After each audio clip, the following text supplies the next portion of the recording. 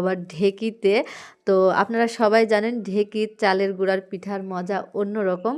আর শীত তো প্রায় শেষের দিকে, আর কিছুদিন পর গরমের টান চলে আসবে, রোজা চলে আসবে, পিঠা খাওয়ার কোনো সুযোগ থাকবে না। তার জন্য নানিকে ফোন দিয়ে বলেছিলাম পিঠা খাবো, তাড়াতাড়ি আসো। তো সাথে সাথে গুঁড়া করে সাথে সাথে পিঠা বানিয়ে খাওয়ার মজাটা বেশি। তার জন্য নানি এখানে আতপ চাল, মানে যেটাকে আমি একটু আগে আলো চাল বললাম, ওটাকে আপনারা আতপ চাল বলেন, তাই আমি আতপ চাল বললাম, আমাদের এখানে আলো চাল বলে। তো যাই হোক, এই আতপ চালটাকে এখন ভালো মতো মানে পানিতে ধুয়ে পরিষ্কার করে নিয়ে এসে এখন আমরা ঢেঁকিতে এটাকে কুটে গুঁড়ো করে নিচ্ছি। আর এই গুঁড়াটা দিয়ে আজকে বাড়িতে পিঠা বানানো হবে। আর এই গুঁড়া দিয়ে পিঠা বানালে কিন্তু অনেক মজা, অনেক। তো সব গুঁড়া দিয়ে পিঠা বানানো হবে না, কিছুটা দিয়ে পিঠা বানানো হবে, আর কিছুটা মানে শুকিয়ে সারা বছর সংরক্ষণ করা হবে। সারা বছর না, যতদিন না পর্যন্ত আবার নতুন ধান আসে, নতুন ধান আসা পর্যন্ত। আর এখানে নানি আমার জন্য বেতর শাক নিয়ে এসেছিলো। আমার বেতর শাক অনেক পছন্দ, বেতর শাক না যে কোনো শাক আমার খুব পছন্দ। আপনি মাংস একদিকে দেবেন,